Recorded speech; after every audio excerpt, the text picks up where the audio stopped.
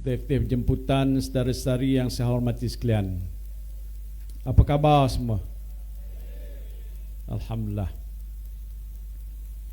Pertama-tamanya saya memanjatkan syukur kehadrat Allah Subhanahu wa taala kerana pada malam yang amat berbahagia dalam suasana yang cukup hening,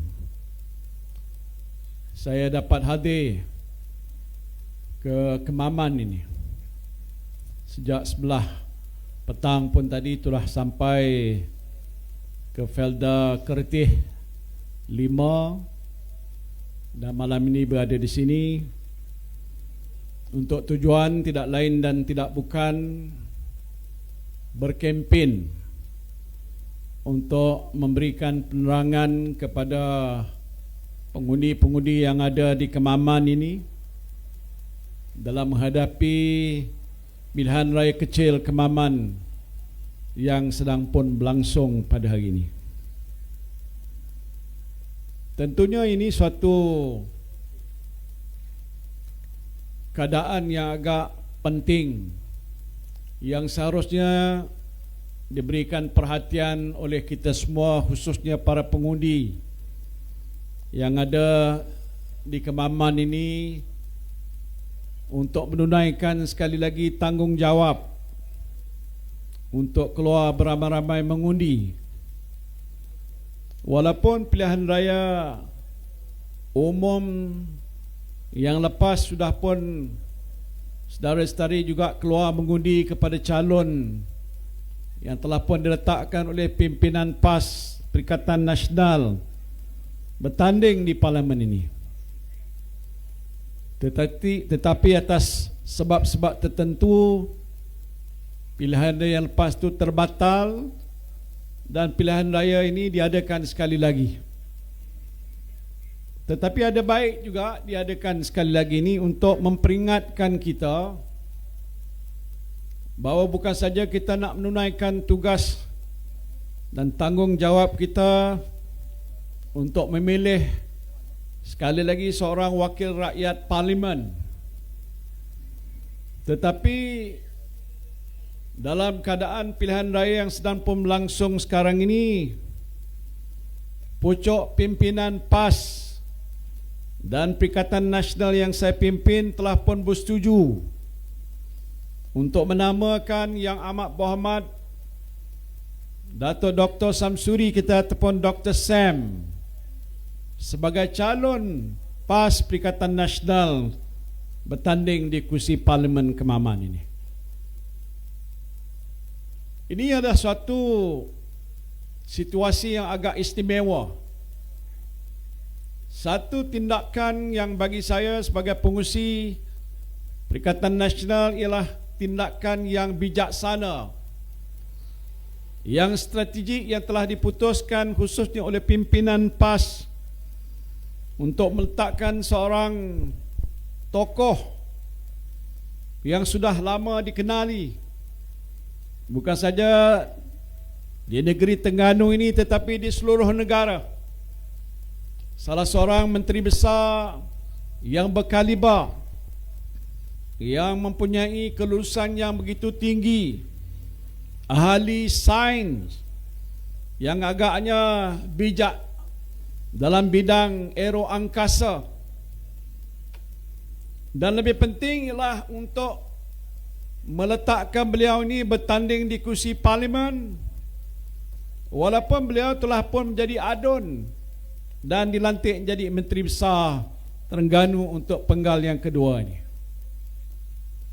Saya sebutkan dia satu langkah bijak dan strategik ialah dengan meletakkan Yang Amat Berhormat Datuk Seri Dr. Sam menjadi calon, dan saya amat yakin dengan kewibawaan dia, maka seluruh pengundi yang ada di Kemaman ini tidak akan mempersoalkan apa lagi tentang siapa yang nak dipilih menjadi wakil sini. Tidak lain dan tidak bukan Dr. Sam itu sendiri.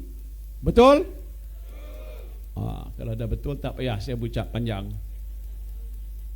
Tetapi memberikan peluang pada beliau untuk berada di Parlimen Malaysia, bergajak daripada menjadi pemimpin negeri untuk beralih dan bersama-sama itu berada di Parlimen. Ini satu langkah yang agak baik, kerana tokoh seperti Dr. Sam ini tidak harus berada di negeri sahaja. Saya sendiri bercakap ni kerana saya juga mempunyai pengalaman, pernah juga menjadi ahli parlimen dan lepas itu menjadi dan menjawat jawatan daripada seusaha parlimen, timbalan menteri, jadi menteri dan menteri dan menteri. Saya dah tak ingat berapa banyak kementerian yang saya telah pimpin. Tapi juga menjadi Menteri Besar Johor selama 2 penggal, hampir 10 tahun. Lepas menjadi Menteri Besar, tengah-tengah karier politik saya diangkat untuk pergi ke pusat dan memulakan tugas saya menjawat jawatan sebagai Menteri Belia dan Sukan waktu itu.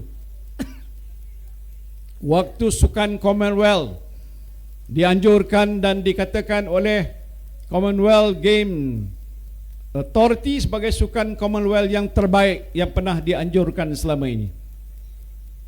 Tak tepuk tangan pun tak apalah. Penat. Saya menyebutkan itu bermakna itu waktu itu keputusan yang dibuat oleh Yang Amat Berhormat Tun Dr. Mahathir, supaya saya tidak hanya dikenali sebagai seorang tokoh, orang politik dan Menteri Besar Johor sahaja. Saya harus diberikan ruang dan peluang untuk berada di pusat, dan dalam tempoh beberapa penggal saya memegang jawatan ahli-ahli parlimen selain daripada ADUN di Bukit Serampang. Maka saya berpeluanglah di situ mempelajari selok belok urusan-urusan negara. Yang ini tak boleh dibelajar di peringkat negeri saja, dengan melalui proses daripada satu kementerian ke satu kementerian. Kementerian Belia dan Sukan, Kementerian Perdagangan Dalam Negeri Hal Ehwal Pengguna, Kementerian Pertanian dan Industri Asas Tani, Kementerian Perdagangan dan Perindustrian, Kementerian Pendidikan, dan saya tak ingat lagi lah. Jadi daripada satu tapak ke satu tapak, saya mempelajari soal urusan negara. Pendek kata, kalau sesiapa pun di sini mengikuti karier politik saya, saya melalui banyak peringkat-peringkat, di mana di situlah saya telah pun dapat diberikan peluang mempelajari selok belok urusan negara. Berapa lama dah saudara? Agaknya, kalau siapa boleh teka, saya bagi RM10. Hampir 45 tahun. 45 tahun. Daripada waktu usia saya muda sampai sekarang ni, dah 76 tahun usia saya. Walaupun macam orang muda lagi. Jadi bila dah berada di sana, ini waktu zaman UMNO dulu. Sampai yang paling tinggi jawatan saya tidak lainlah timbalan Perdana Menteri. Waktu Datuk Seri Najib menjadi Perdana Menteri. Entah macam mana isu 1MDB timbul, dan saya tak boleh membiarkan perbuatan-perbuatan mengkhianati negara dan rasuah itu dilakukan walaupun oleh pemimpin negara. Saya menegur. Kesannya saya dipecat, ditendang keluar, bukan saja daripada kerajaan tetapi juga jawatan sebagai timbalan Presiden UMNO. Saya tak nak cerita soal saya. Saya nak menceritakan dengan tokoh yang saudara miliki ni. Ni kena jaga betul-betul ni. Jadi kalau beliau ni nanti selepas pilihan raya ini selesai, dan insya-Allah saya jamin, ataupun saya rasalah, bukan saya boleh jamin, beliau ni akan terpilih menjadi ahli parlimen Kemaman dengan undi yang lebih besar daripada undi yang diperoleh oleh calon PAS Cikgu Alias yang lalu. Boleh tak begitu? Lagi satu, makna endorsement yang kuat.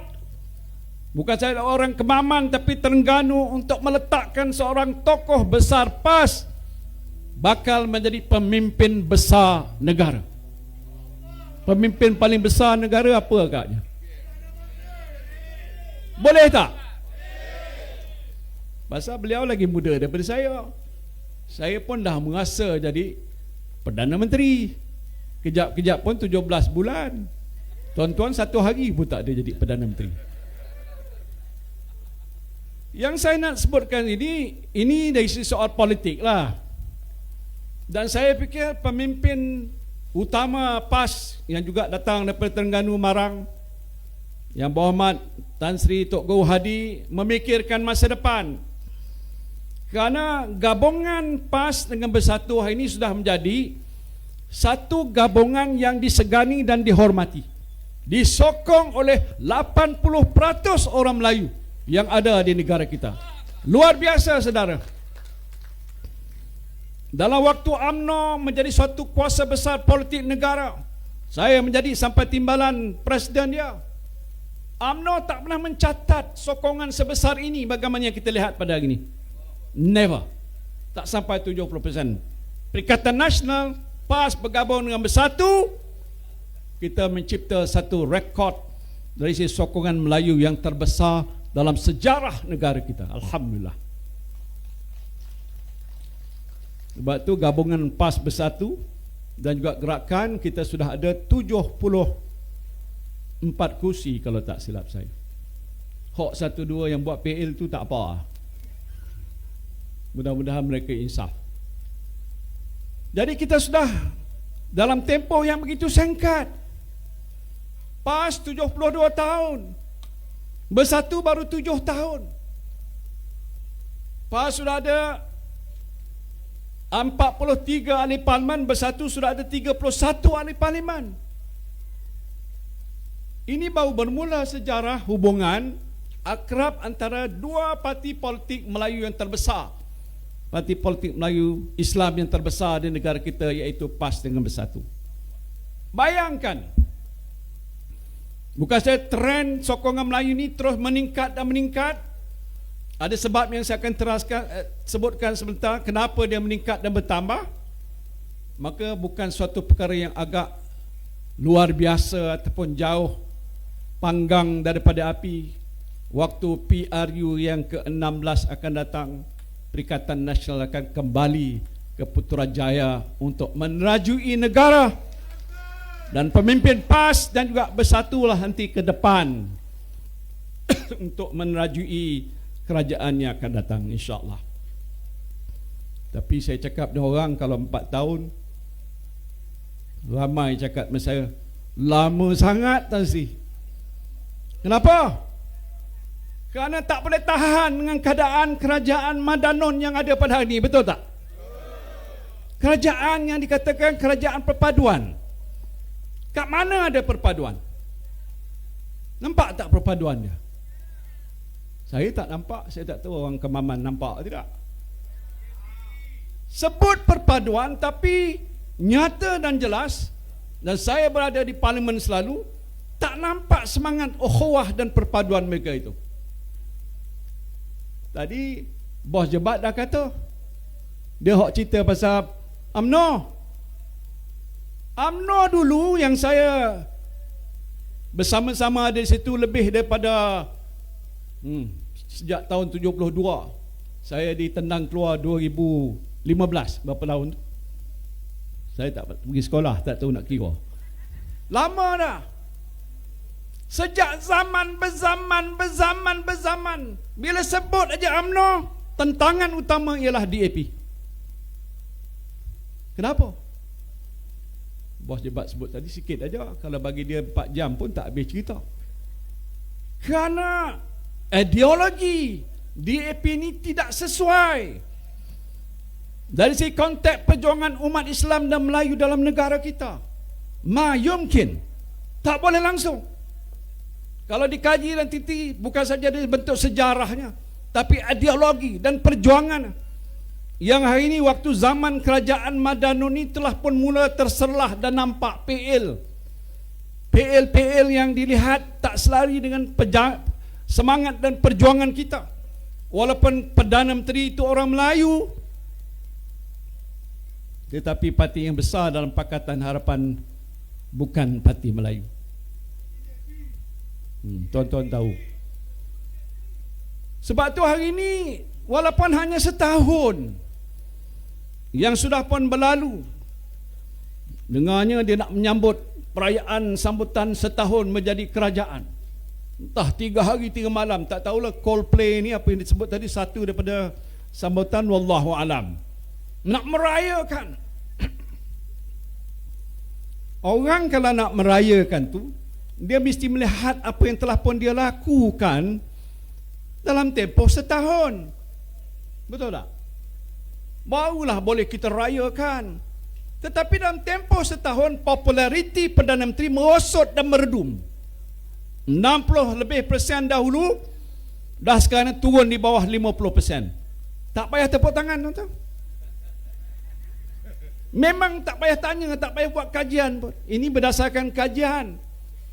Dengarnya pihak pejabat Perdana Menteri kalau boleh nak dipadamkan laporan Merdeka Center tu.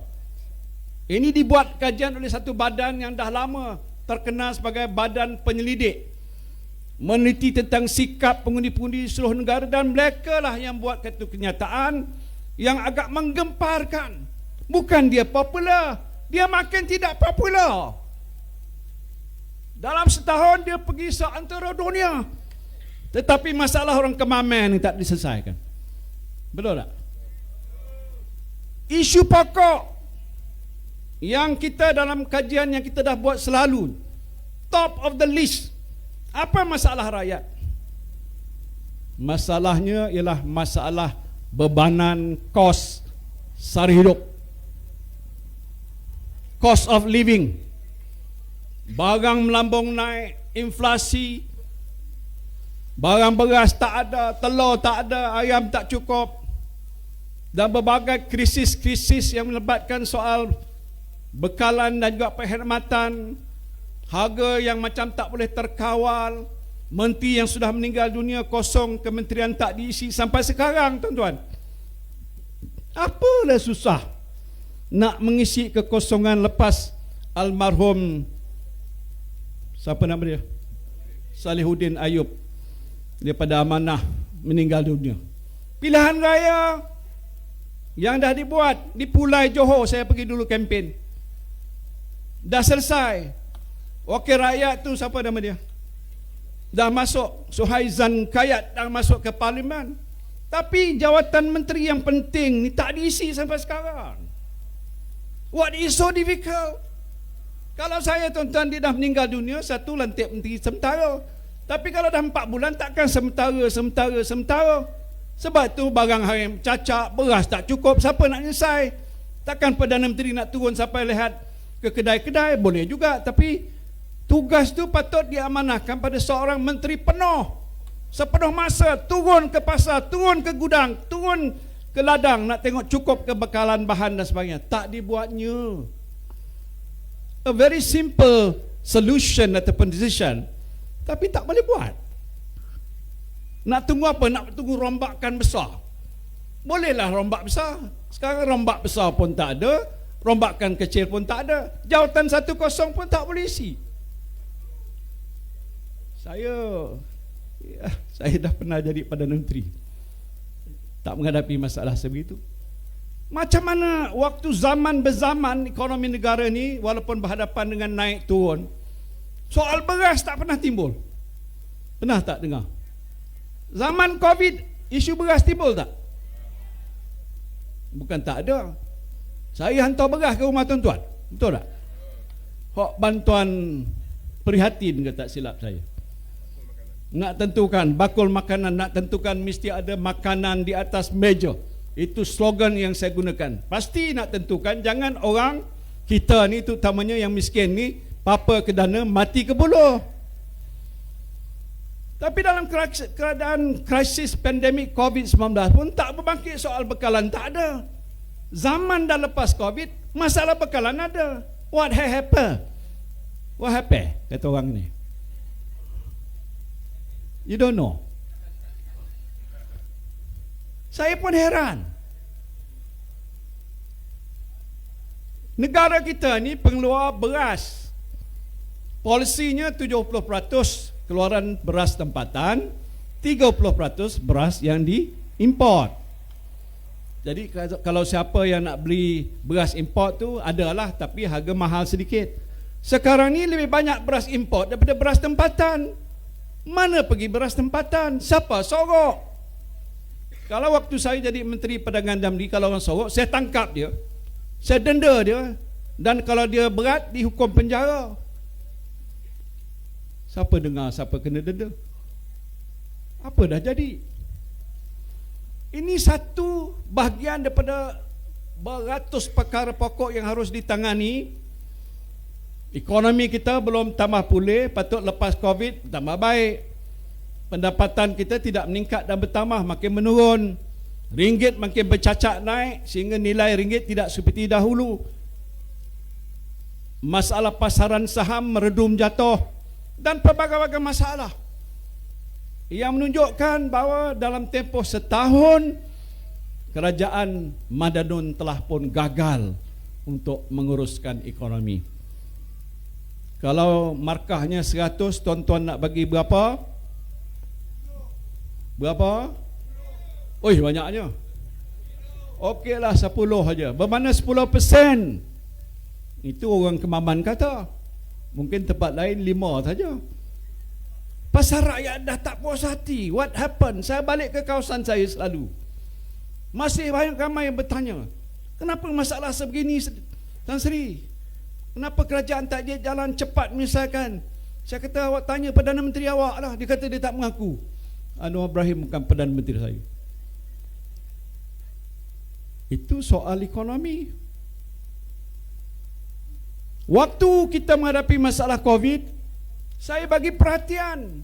Saya menyediakan satu peruntukan fiskal dan bukan fiskal yang disebutkan. Gabungan dua ni, iaitu sumber fiskal kerajaan dan luar daripada kerajaan, gabungkan 530 bilion. Itu banyak tu. Kalau bagi pada orang Kemaman ni ramai jadi meleneh. 530 bilion. Dalam tempoh hanya lebih setahun, kita cari sumber-sumber dana kerajaan hampir 90 bilion. Saya beritahu pada Menteri Kewangan Tengku Zafrul, waktu itu tak cukup. Bincang dengan bank. Bank bagi lebih daripada 100 bilion. Apa maknanya? Supaya bank jangan desak peminjam-peminjam ni kena bayar hutang waktu zaman ekonomi tutup. Ini banyak syarikat-syarikat sederhana, kecil dan juga mikro mendapat faedah daripadanya. Mengeluarkan KWSP. Siapa di sini dapat faedah? Pinjaman ataupun keluaran KWSP dibenarkan. Walaupun di awal-awal saya mengambil masa sedikit, tapi akhirnya kita keluar Air Sinar, Air Lestari, apa lagi air? Air Citra. Biar kita keluarkan peruntukan untuk meringankan beban. Bermakna kerajaan Perikatan Nasional waktu itu bersikap prihatin dan juga tahu tentang isu dan masalah. Tak mengambil masa yang terlalu panjang nak menyelesaikan masalah rakyat. Hari ini dah setahun. Apa dah jadi? Banyak dulu penganalisa ekonomi yang kata ini hebat. Perdana Menteri Anwar Ibrahim is among the best person to become the Prime Minister. Sekarang ni semua ni dah mengata balik. Allah, tak sangka Anwar Ibrahim yang dikatakan cukup hebat, tapi tak dapat menyelesaikan ekonomi negara satu daripada dia. Dia lebih mementingkan soal nak menunjukkan dia ni sebagai seorang negarawan ulung, pergi ke seantero dunia. Dalam keadaan ekonomi negara belum baik, jangan pergilah. Kalau penting pun hantarlah banyak timbalan tu, dia buat kerja apa? Mungkin dia tak percaya dengan timbalan dia pun. Lantik sampai 2 orang. Dia yang pergi mengembara seantero dunia. Balik 2-3 hari, terbang lagi. Balik 2 hari, terbang lagi. Waktu saya ingat ada 2 kali saya. Ialah waktu itu zaman Covid. Tapi saya pergi Indonesia, masuk dalam gelembung Covid ni, kita nak elak supaya jangan terkena Covid. Sekarang tak ada COVID, jadi dia balik sekejap, dia pergi lagi. Saya tak katakan bahawa lawatan itu tak penting.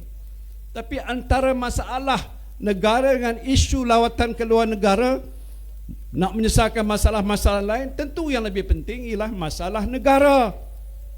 Ini mesti diselesaikan dulu. Ini masalah kita. Jadi sebab itu situasi negara sekarang sudah tidak baik.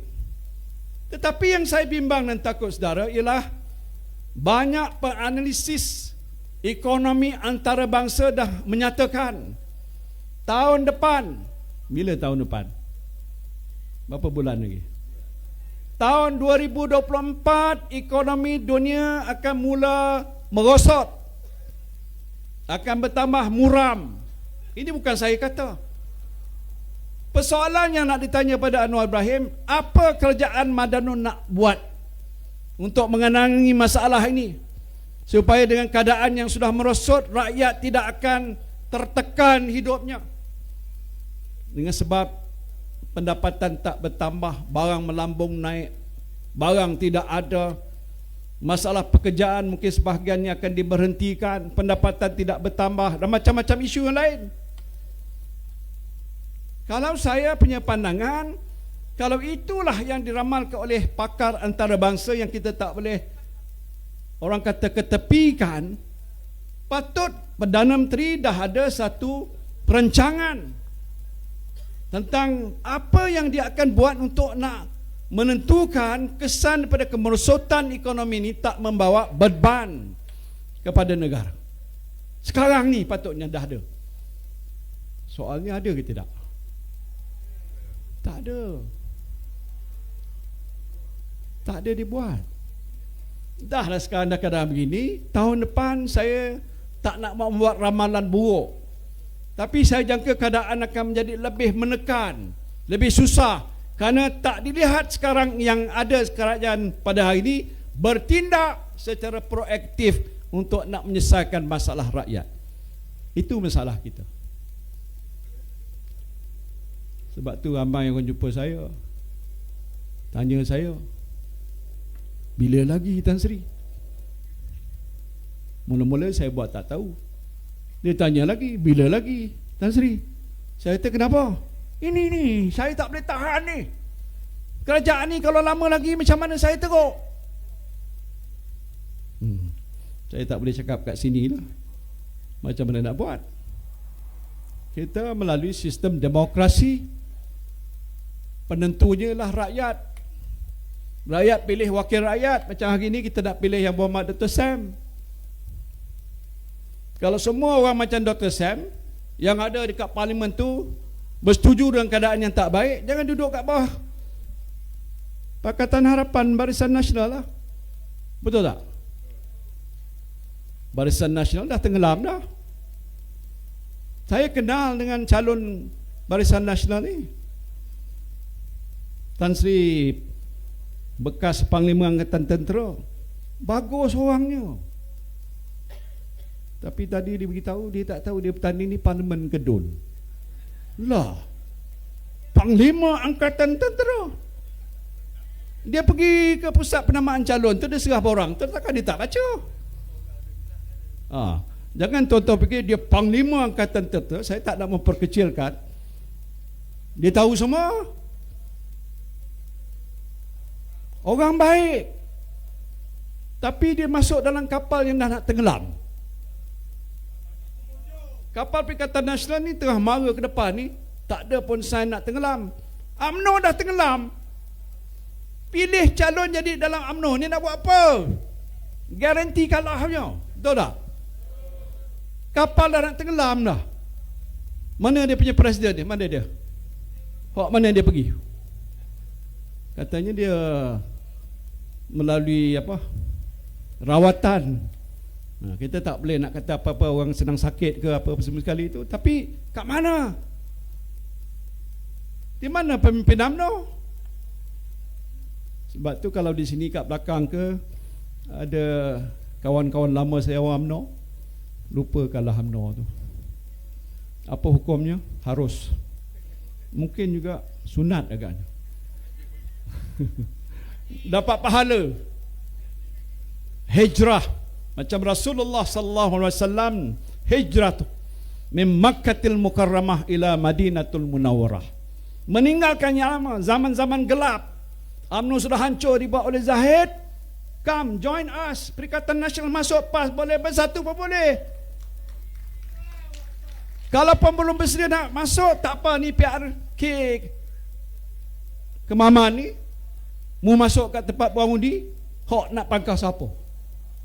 Pangkah ni lah, jangan pangkah tu. Dan saya tahu dalam PRU yang lepas, sebahagian daripada yang menyokong calon-calon Perikatan Nasional tu ialah datang daripada ahli-ahli UMNO. Saya sendiri dipaguh 40% yang undi saya dapat UMNO sokong saya.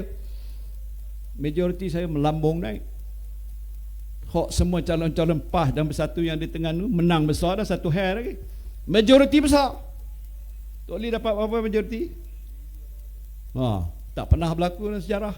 Lawan dengan mantan menteri besar. Hancur dia buatnya dia. Sebab tu dia tak berani nak tanding kat sini pun. Itu keadaannya. Jadi jangan pangkah langsung pada pihak Barisan Nasional. Merugikan. Betul saya cakap ni bukan apa. Kalau dia menang pergi parlimen, dia nak duduk kat mana?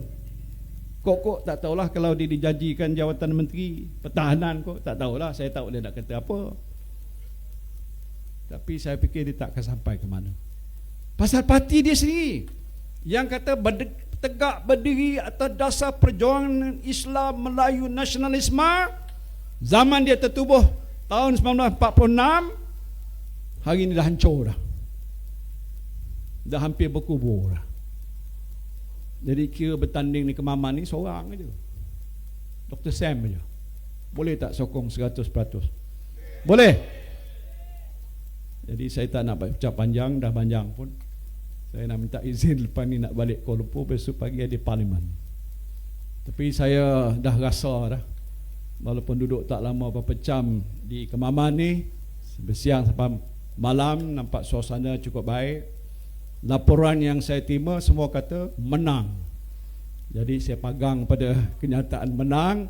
Cuma yang disebut juga, kita nak pastikan supaya calon kita ni mendapat majoriti yang lebih besar lagi. Bukan takabur, itu hasrat. Dan tak salah kita berkata begitu, dengan syarat sama pengundi yang ada di kawasan parlimen Kemaman keluar mengundi.